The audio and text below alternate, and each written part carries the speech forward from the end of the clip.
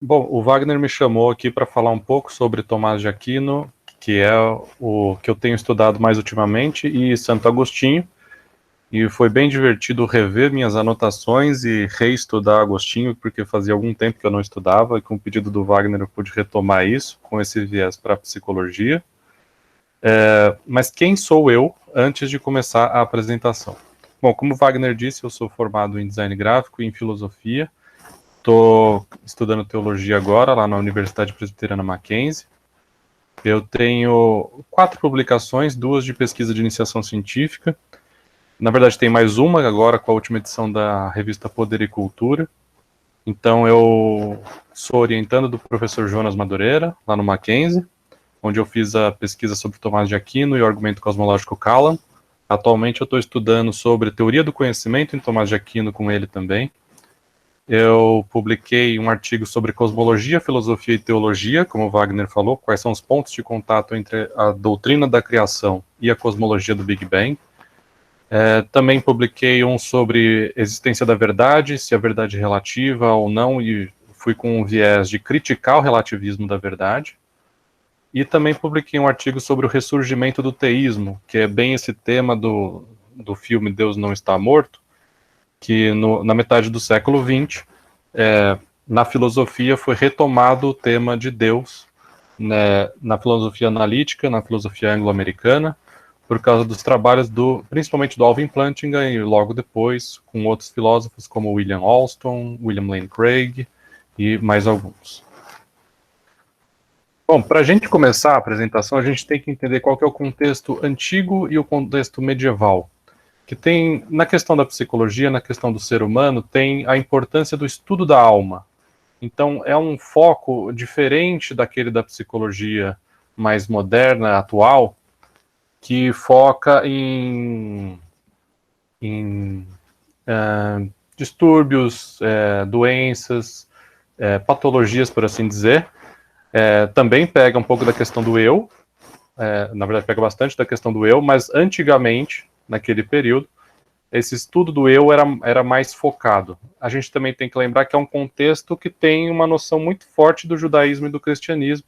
A cosmovisão judaico-cristã predomina ali, então a história é vista como uma história de salvação. O presente ele é pré-condicionado ao fim, então, como o Wagner falou, tem muito essa preocupação de céu, inferno, de purgatório.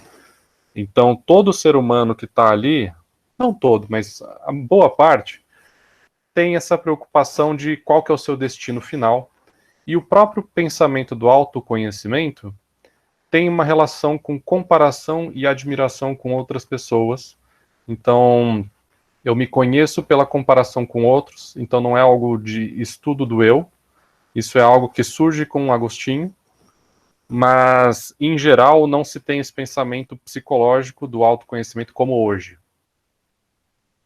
Então, para introduzir Agostinho, vamos ver qual que é a importância de Agostinho. E eu trouxe essa citação do Danilo Marcondes, que ele diz o seguinte: Santo Agostinho, bispo de Hipona, no norte da África, foi sem dúvida o filósofo mais importante, devido à sua criatividade e originalidade, a surgir no pensamento antigo desde Platão e Aristóteles. É um pensador no final do período antigo, ainda profundamente ligado aos clássicos, mas já refletindo em sua visão de mundo e em suas preocupações as grandes mudanças pelas quais passa sua época, e pronunciando o papel que o cristianismo terá na formação da cultura ocidental, para o que contribui de forma decisiva. Sua influência na elaboração e consolidação da filosofia cristã na Idade Média, até a redescoberta do pensamento de Aristóteles no século XIII, foi imensa, sem rival. A aproximação que elaborou entre a filosofia de Platão, que conhecia através dos intérpretes da escola de Alexandria, e de traduções latinas, e o cristianismo, constitui a primeira grande síntese entre o pensamento cristão e a filosofia grega, e o assim chamado platonismo cristão. Seus comentários aos livros do Antigo e do Novo Testamento são os principais pontos de partida da tradição exegética e hermenêutica ocidental. Sua influência filosófica e teológica estendeu-se até o período moderno, o século XVII, chegando a ser conhecido como o século de Agostinho. Então Agostinho não foi um pensador, não foi um filósofo ou um teólogo isolado na sua época. A gente pensa que muita gente diz que Agostinho foi talvez o primeiro dos medievais. Alguns dizem que ele ainda é antigo. O meu professor de filosofia medieval dizia que Agostinho era o último dos antigos e o primeiro dos medievais. Então eu acho que ele está ali bem no período de transição. E a gente viu pela citação também que Agostinho não foi só importante para o seu tempo, mas ele também veio influenciar, como eu coloquei aqui nesse slide, muito do catolicismo romano e muito das doutrinas do protestantismo reformado. Ele foi filho de uma cristã e chegou a ser professor de retórica. O Wagner mencionou agora há pouco o maniqueísmo, que é a ideia de um combate cósmico entre o bem e o mal. Para o maniqueísmo, que é uma cosmovisão dualista, existe esse conflito cósmico entre o bem e o mal, onde o bem e o mal são figuras reais, então, e o bem sendo representado por Deus, o mal pelo diabo. Existe uma mistura ali de elementos cristãos, então Cristo aparece no maniqueísmo. A encarnação de Cristo é ilusória, porque no maniqueísmo a carne é vista como algo mal também. Então Deus não poderia se misturar com a carne. E, consequentemente, a ideia de morte de Cristo e ressurreição de Cristo também são ilusórias, porque a morte envolve o corpo e a ressurreição também. Agostinho foi tentado a se tornar um cético, mas o que incomodava ele no ceticismo era a ausência do nome de Cristo. Então ele conhece Ambrósio, o bispo Ambrósio, e junto com a insistência de sua mãe e o evangelismo de Ambrósio, na verdade Ambrósio, ele foi até Ambrósio para aprender algumas coisas e acabou tendo um processo evangelístico ali, ele foi convertido ao cristianismo. E aqui, segundo Giovanni Reale, é aonde o filosofar na fé nascia, é onde nasce o filosofar na fé e nascia a filosofia cristã, amplamente preparada pelos padres gregos, mas que só iria chegar ao perfeito amadurecimento com Agostinho. Então é aqui que nasce o que a gente chama de filosofia cristã, junto com essa mistura do platonismo, que Agostinho leu mais tarde, conheceu mediante os neoplatônicos. Mas como que era um pouco da teologia de Agostinho? Porque a teologia de Agostinho e a filosofia vão entrar em todas as outras discussões que ele vai apresentar. Então é uma teologia monergista, ou seja, quem age na salvação do homem é só Deus, contrário ao que o Josh fala no filme. Agostinho é bem diferente. Para Agostinho, o ser humano não escolhe ser salvo, é Deus quem escolhe quem será salvo. Ele também parte de uma exegese alegórica, ou seja, a escritura é lida de um ponto de partida de alegoria. Isso, inclusive, vou trazer um exemplo depois do comentário que ele faz ao livro de Gênesis. E até a própria teologia dele é muito influenciada pelo platonismo.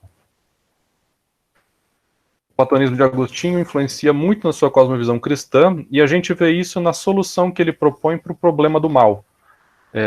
Foi muito bom o Wagner trazer essas cenas do filme, porque trazem muitos temas da cosmovisão cristã, né?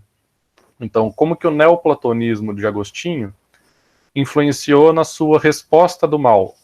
Ele não apela diretamente para o livre-arbítrio, mas ele apela para conceitos neoplatônicos. Porque, de acordo com o neoplatonismo, diferente do maniqueísmo anterior de Agostinho, o mal não existe. Então, se o mal não existe, o que é o problema do mal? Para Agostinho, tudo que existe na criação de Deus é boa. O mal é a ausência do bem. Mas o que eu mencionei agora há pouco da exegese alegórica tem a ver também com os dias de Gênesis. Bom, quem já leu a primeira página da Bíblia vai lembrar que é um livro que fala de criação. Mas para Agostinho, 7 dias é muito tempo para Deus. Então, os 7 dias de Gênesis falam da santificação humana. É algo voltado ao ser humano, é o período de santidade do ser humano. a Marina Massimi explica a importância de Agostinho para a psicologia. Já que a gente falou agora de ser humano, vamos transitar agora justamente para a psicologia de Agostinho. É a etapa decisiva no itinerário da formação do conceito de pessoa e dos métodos para o seu conhecimento por introspecção nos primeiros séculos da era cristã foi a contribuição de Agostinho de Hipona. Ele realizou a primeira tematização da pessoa e primeiro modo de conhecimento em primeira pessoa. Então, para Agostinho, o interior do homem é muito importante.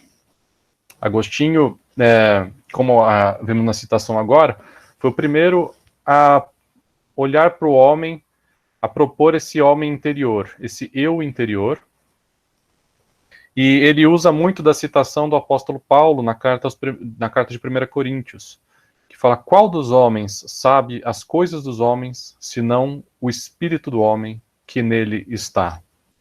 Então, a partir disso, o homem tem a capacidade de autoconhecimento e de conhecimento da própria alma.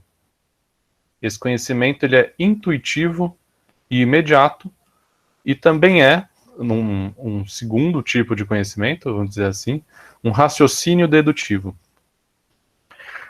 Segundo Agostinho, essa citação é feita pela Marina Massimi, escrevi errado aqui o nome dela, mas é Massimi. Quando a alma procura conhecer-se, já sabe que é alma. Caso contrário, ignoraria se procura a si mesma e correria o risco de procurar uma coisa por outra. Como sabe que ainda não se encontrou toda, ela sabe qual é a sua grandeza, e assim buscar o que lhe falta a seu conhecimento. Então, Massimi, ela explica que quando a alma procura conhecer racionalmente a si mesma, já sabe que é uma alma. E pelo conhecimento intelectual busca completar esse conhecimento intuitivo dado pela experiência. Mas o que atrapalha o ser humano, o indivíduo, são as sensações e os afetos, porque elas nos distraem. E por isso é preciso focar a atenção e ter essa vontade de autoconhecimento. E quando você parte da vontade para focar a sua atenção, isso são exercícios de amor pelo autoconhecimento, porque a vontade ela é movida pelo desejo ao objeto amado, no caso, o meu próprio eu. Assim como diz Massimi, o amor por mim mesmo, o interesse pelo conhecimento da minha vida interior, pode me levar a buscar também os conhecimentos teóricos que podem me auxiliar nesse empreendimento. Posso, por exemplo, ler os livros de Freud, ou de Platão, ou de Dostoiévski, buscando luzes para me conhecer melhor. Mas há algo no próprio homem que, segundo Agostinho, não pode ser conhecido nem pelo seu próprio espírito. Só Deus conhece, e por isso Agostinho parte para essa confissão. Ele confessa tudo o que ele sabe e tudo o que ele ignora. Como ele diz aqui no livro das Confissões, confessarei, pois, o que sei de mim, e confessarei também o que de mim ignoro. Pois o que sei de mim, eu o conheço graças à tua luz, à luz de Deus. Então eu acho muito interessante essa parte que ele fala, confessarei também o que de mim ignoro. Por que eu acho isso tão interessante? Porque eu não sei quantos aqui já fizeram terapia, mas muitas das vezes a minha psicóloga me fazia admitir coisas que eu ignorava. Então eu vejo isso como um ponto muito interessante relacionado à psicologia de hoje em dia também. No diálogo interno, o próprio amor a Deus também é importante para Agostinho.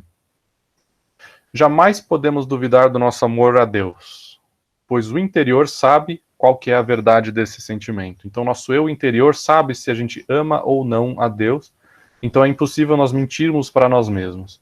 Aqui uma citação do professor Jonas Madureira. Quando amamos, temos sempre a certeza de que amamos, pois ninguém pode duvidar do amor que possui. Podemos até dizer que não amamos, mas nossa consciência não nos permite mentir para nós mesmos o amor que sentimos. Nossa consciência é, portanto, a testemunha ocular de nosso amor. Mas como é que a gente pode duvidar do conhecimento, duvidar de Deus e não duvidar do seu amor? Porque a gente duvida do conhecimento de Deus, não do amor que nós temos dele.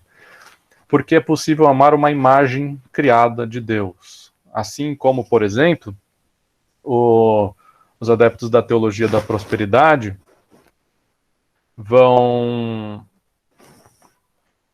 amar a Deus mediante o que ele pode dar, mediante o sucesso.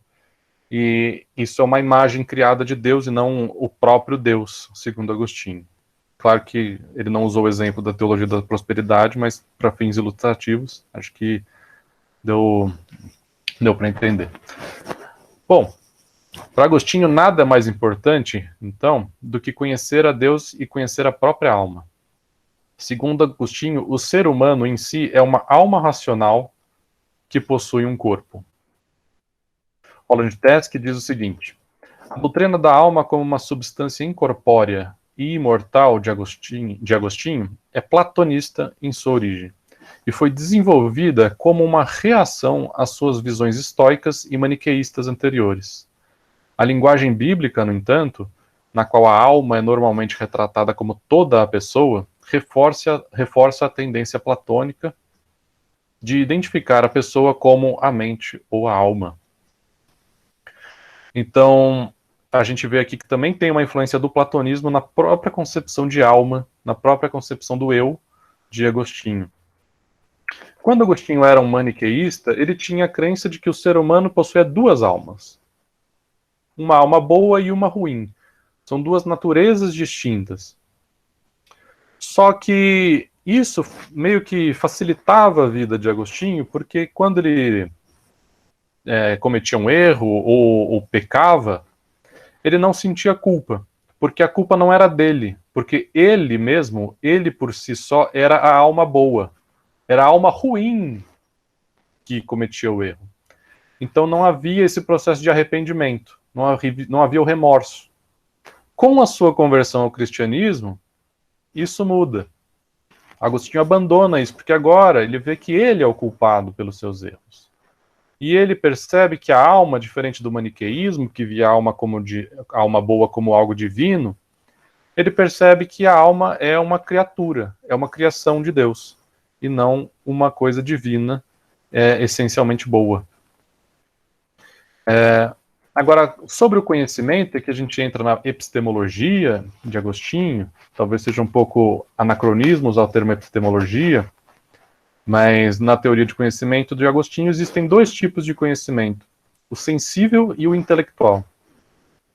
O sensível apreende as imagens dos objetos vindas através dos nossos sentidos. E aqui também entra o platonismo para Agostinho. As formas, como você deve se lembrar, com a explicação do Wagner, para Platão havia um mundo das formas ideais, o mundo das ideias, que era onde se encontravam as essências e as verdades eternas, por assim dizer, que foram o modelo para o Demiurgo criar o mundo. Bom, Agostinho incorpora um pouco disso na sua teologia cristã, e as formas dos objetos estão na mente do próprio Deus. E o conhecimento de algum objeto, o conhecimento, adquirir o conceito verdadeiro de algo, só acontece por causa da iluminação divina. Como diz Gerard O'Daly, na percepção sensorial, essas formas, com F maiúsculo, funcionam como um critério acessível às nossas mentes, nos habilitando, através da iluminação divina de nossas mentes, a distinguir entre a verdade e a falsidade do que é transmitido pela percepção. Então, o conhecimento sensível é o conhecimento daquilo que é corruptível e imutável, daquilo que está nesse mundo. E o conhecimento intelectual é o conhecimento daquilo que é imutável e eterno, que são as formas e verdades eternas. O que mais se encaixa em verdades eternas para Agostinho? Os princípios da lógica, por exemplo, como é o princípio da não contradição, que diz que há e não há não podem ser verdades ao mesmo tempo no mesmo sentido. Então, uma pedra não pode ser uma galinha, seria um exemplo que eu gosto de usar bastante. Mas aí entra um outro problema para Agostinho. O ser humano é igualmente corruptível e mutável como os objetos do conhecimento sensível. Então, como que ele adquire o conhecimento intelectual? Bom, para Agostinho, a solução disso está na doutrina da iluminação divina. Como explica Etienne Gilson, seria, pois, eu mesmo a fonte de meus conhecimentos verdadeiros? Mas eu não sou menos contingente e mutável do que as coisas o são. E é precisamente por isso que meu pensamento se inclina diante da verdade que o domina. A necessidade do verdadeiro para a razão não é mais que um sinal da sua transcendência sobre ela. A verdade, na razão, está acima da razão. Há no homem, portanto, algo que excede o homem. Já que é a verdade, esse algo é uma realidade puramente inteligível, imutável, eterna, e é precisamente o que chamamos de Deus. Então, para Agostinho, o conhecimento verdadeiro das coisas só acontece por causa da mediação de Deus, da iluminação de Deus, que vem que nos dá o conhecimento das formas verdadeiras. E um outro aspecto muito, muito importante para a ideia humana de Agostinho é a memória. É impossível estudar Agostinho com um viés mais antropológico e psicológico sem entender a memória. Então, brevemente, eu vou falar aqui sobre a memória de Agostinho. A memória é a própria mente humana. Como Anthony Kenny explica, Agostinho se detém mais tempo na memória e realmente utiliza a miúde o termo memória, num sentido muito amplo, quase equivalente ao próprio termo mente. Então, memória e mente humana para Agostinho são quase equivalentes, são quase sinônimos. É através da memória que o homem pode produzir na mente cores, música, falas e várias outras coisas, mesmo que esteja em um local totalmente escuro, sem mover os lábios ou forçar a garganta. E mesmo aquilo que o homem não vivenciou, ele pode trazer à memória por causa do que os outros relataram. Então, a partir do que outros já te falaram, você vai construindo memórias. E isso faz parte, é algo muito curioso para Agostinho também. Anthony Kenny nos diz o seguinte: eu posso lembrar apenas o que vi, posso, porém, pensar em muitas coisas mais. Assim, posso lembrar de um único sol, mas posso pensar em 2 ou 3 sóis. Posso pensar no sol como maior ou menor do que é, posso pensar nele imóvel ou viajando para qualquer lugar que eu queira. Posso pensar nele como quadrado e verde. Agostinho claramente considera pensamentos desse tipo como visões interiores. Insiste que aquilo que realmente vemos com nosso olho interior origina-se de nossa memória do único sol. Mas o que ocorre quando escutamos a narrativa de uma outra pessoa? Não podemos, nesse caso, fazer voltar o olho de nossa mente à memória. O que ocorre é que acompanhamos a história evocando as ideias correspondentes às palavras da história da pessoa. Mas também isso depende da memória. Segundo Martin Shuttleworth, Agostinho acreditava que a memória era o aspecto mais importante da mente, porque ela é a raiz de todo o funcionamento psicológico. Ele argumentava que todas as habilidades e todos os hábitos vinham da memória. E para Agostinho também há uma dualidade na memória. A memória e a memória afetiva, porque relembrar um evento não significa necessariamente relembrar a emoção vivida naquele momento. E, por fim, para Agostinho, os sonhos também são muito importantes. E os sonhos são os pensamentos, os sonhos trazem à memória pensamentos e impulsos que são reprimidos quando a gente está acordado. E para Agostinho, no sonho não há pecado. Qualquer coisa que você fizer no sonho não é pecado porque você não está consciente durante os sonhos.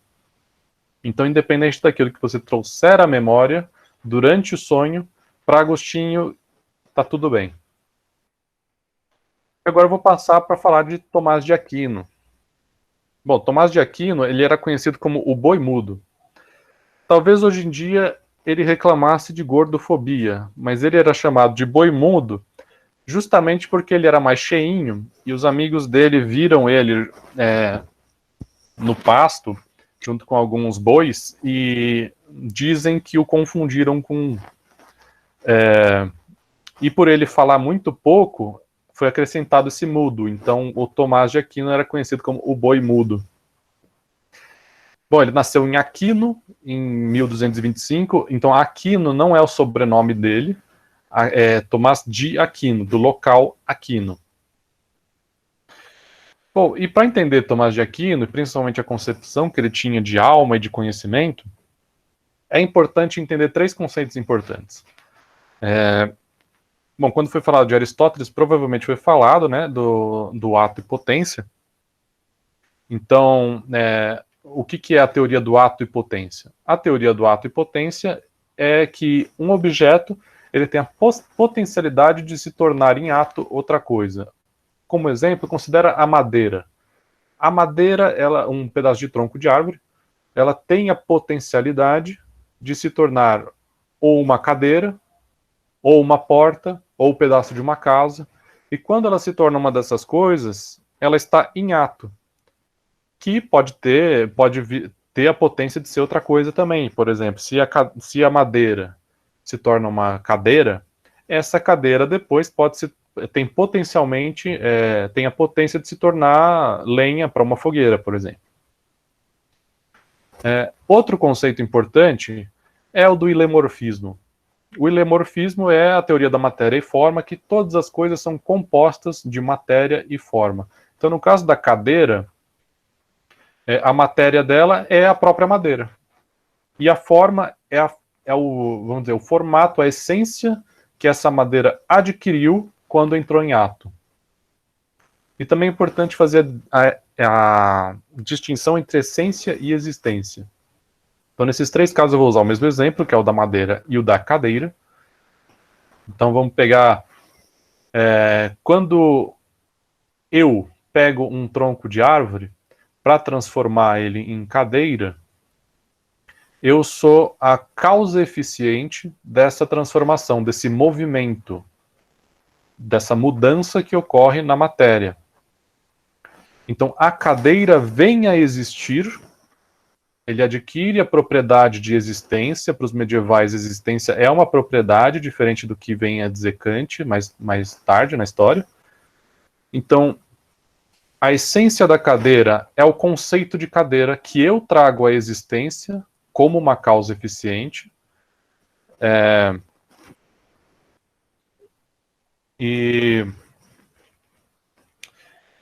Então, a distinção entre essência e existência é que a essência é o conceito de algo e a existência é quando esse algo está em ato no mundo.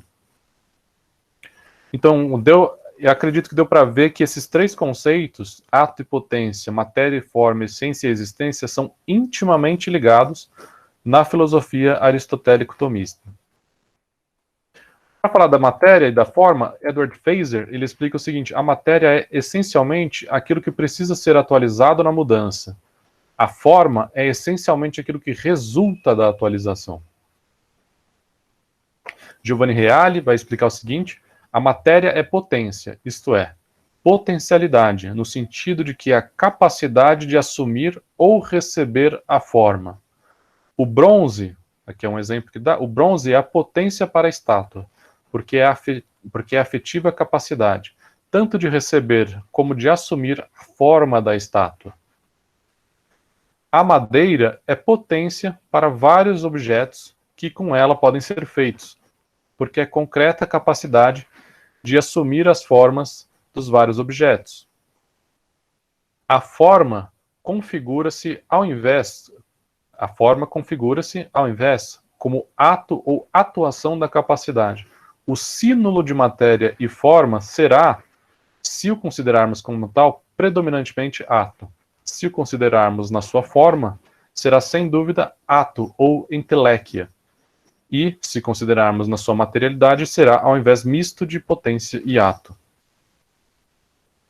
Segundo Massimi, o conceito de alma proposto por Tomás deriva da filosofia aristotélica e se identifica com o princípio da vida. Tomás retoma Aristóteles ao chamar a psicologia de ciência da alma, parte da filosofia natural. A alma é o princípio primeiro da vida dos seres vivos. Então, muitos que já ouviram falar de Tomás de Aquino, de Aristóteles, provavelmente já ouviram falar do motor imóvel, que é identificado como Deus, tanto por Aristóteles quanto por Tomás. Mas a alma é um motor imóvel também. É um motor imóvel do corpo. E agora a gente vai relacionar todos aqueles conceitos com a ideia de alma. Bom, o William Lane Craig e o J.P. Moreland, eles explicam que a alma, no dualismo aristotélico-tomista, é uma substância simples, ou seja, não composta de partes separáveis. Uma de suas capacidades é a de desenvolver teleologicamente vem de telos, ou seja, a um fim, então é de desenvolver um corpo ao seu fim, a sua finalidade. Dito de outro modo, a essência da alma contém um conjunto de capacidades precisamente ordenados para que, quando forem atualizados, quando se tornarem ato no mundo, vão dirigir o desenvolvimento do corpo. Essa atualização, essa realização, é uma manifestação da própria essência do corpo que reside na alma. Então, eles usam esse exemplo da visão, usando o exemplo da visão, eles explicam que muitas das capacidades da alma, como a capacidade de ver, por exemplo, só pode ser atualizado por meio de um órgão apropriado, que é o olho. Então, sem o olho, a alma ela vai guiando o corpo teleologicamente ao seu fim, que é o desenvolvimento desses órgãos sensoriais para captar as sensações. E na alma existem 4 potencialidades, que são a razão, a vontade, o irascível e o concupiscível. Aqui entra um pouco da teologia de Tomás, que Tomás, antes de tudo, era teólogo, que antes do pecado original, a razão estava em perfeita submissão a Deus. E depois do pecado, a razão do homem foi destituída de sua ordem à verdade. Então, antes do pecado, a razão era submissa a Deus e buscava o conhecimento da verdade, mas depois do pecado, ela foi destituída disso. Então, houve um afastamento da razão e da verdade. Bom, o conhecimento para Tomás, e é aqui principalmente que vai entrar toda a questão do ilemorfismo, porque o conhecimento em Tomás de Aquino é o seguinte: ele concorda com Aristóteles de que todos os homens têm por natureza a inclinação à sabedoria, a inclinação ao conhecimento, e esse conhecimento vem pelas sensações. Então, a experiência empírica ela é importante para o conhecimento, mas ela é insuficiente. Como explica o Anthony Kenny, Tomás nega que a experiência sensorial baste por si só para o pensamento intelectual. Além da experiência sensorial, há a necessidade da ação do intelecto agente. O intelecto agente ele é uma potência da alma, ele é uma característica da alma, não é sobrenatural, é parte da natureza humana. Então, diferente do que muitos medievais, como Alkinde e Averroes pensavam, o intelecto agente não é algo sobrenatural, único para todos os seres humanos. Alkinde chega a dizer que o intelecto agente é o próprio Deus que dá conhecimento ao ser humano. Mas, em Tomás, o intelecto agente é particular para cada ser humano. Então, cada indivíduo tem o seu intelecto agente, que é uma dessas potências da alma humana. Não é algo sobrenatural, não é o próprio Deus. O próprio Deus, Tomás vai chamar de inteligência separada, de intelecto separado, ou intelecto divino. E como que funciona a relação da experiência empírica, da experiência sensorial, com o intelecto agente? Bom, através da experiência sensorial, através dos nossos órgãos sensoriais, a gente capta a forma e a imagem do objeto, e essa forma chega a nós, chega ao intelecto que o abstrai e traz o conceito. Então, voltando para o exemplo da cadeira, vamos supor que você esteja olhando para a cadeira. Bom, a cadeira é composta de matéria e forma. é composta de madeira e da forma de uma é composta de madeira e da forma de uma cadeira. Quando você tem a sua experiência sensorial com essa cadeira, você pega a forma, porque você não consegue colocar a matéria dentro da sua cabeça. Se você tentar, você vai se machucar. Então você pega essa forma. Mas o pensamento e aquilo que você imagina não é composto só de forma. Porque para Tomás e para Aristóteles, você também tem a matéria imagética. A imaginação faz o papel da matéria no mundo real, mas dentro da sua cabeça. Então, o motivo, por exemplo, de você conseguir imaginar um elefante rosa dentro da sua cabeça é porque você tem a forma de um elefante e a matéria imagética, que é a imaginação que compõe esse objeto na sua cabeça. E aí, a partir dessa imagem formada, desse fantasma, o intelecto a gente abstrai e traz o conceito. E aí você adquire o conceito, você adquire o conhecimento do objeto. E qual que é o papel de Deus? Bom, como Deus é o primeiro motor imóvel, então ele está ligado a tudo isso. Mas, como diz Jonas Madureira, Tomás acreditava piamente que a natureza racional dos seres humanos tornava-os capazes de conhecer as verdades eternas sem necessitarem do auxílio constante da iluminação divina. Então aqui é bem diferente do que Agostinho falava, porque Agostinho acreditava que o conhecimento o conhecimento verdadeiro vinha através de iluminação divina. Mas como para Tomás e Aristóteles, Deus é a causa primeira, mais em Tomás do que em Aristóteles, Deus é a causa primeira, que mantém o mundo em seu ser, então tudo que nós vemos no mundo é causa secundária. Só que sem Deus, essas causas secundárias também não existem. Então o papel de Deus é manter aquilo que nós conhecemos e fazer o movimento que traz ao nosso intelecto, a nossa alma. O papel de Deus é ser o primeiro motor imóvel, que torna possível o conhecimento das causas secundárias. Como diz Paul Helm, a natureza é o efeito do ato criativo de Deus. Esses poderes estruturais, natureza, razão e sentidos, são sustentados por conjuntos de causas secundárias. E Deus, a causa primária, é quem sustenta o ser dessas coisas. E, bom, basicamente é isso, uma introdução ao pensamento de Agostinho, de Tomás de Aquino, voltado a sua própria noção de alma, voltados para a sua noção de alma, voltados para a sua teoria do conhecimento, para a sua epistemologia ou gnosiologia. E essas são as referências que eu usei, agradecendo aqui ao Wagner pelo convite, e eu espero que tenha sido proveitoso para todos os que estão aqui presentes. Tenho uma dúvida, professor. Oi, pode fazer. A Juliana, primeiro, obrigada, Felipe.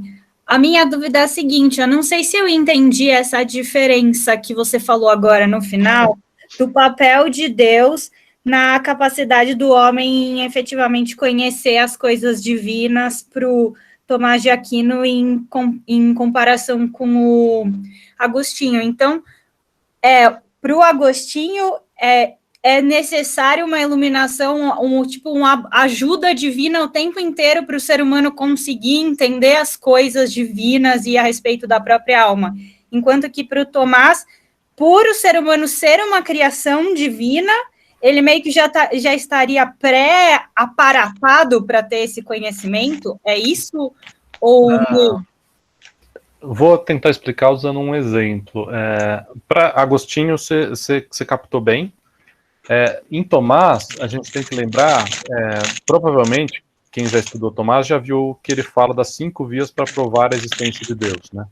E a primeira via é a via do motor imóvel.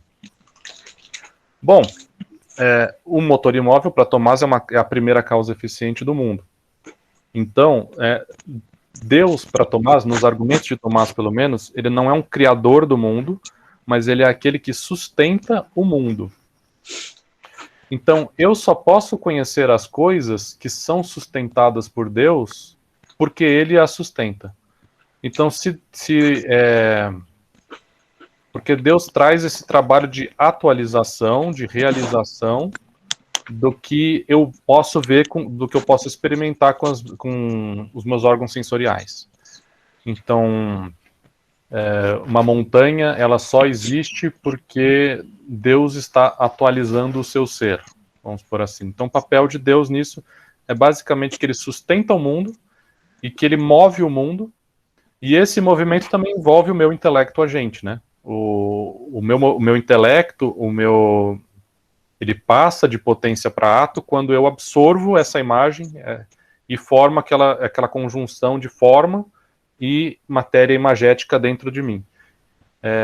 Tem um vídeo muito interessante do próprio Jonas Madureira no YouTube, é a aula 2 de um mini curso público que ele deu no YouTube sobre psicologia e cosmovisão.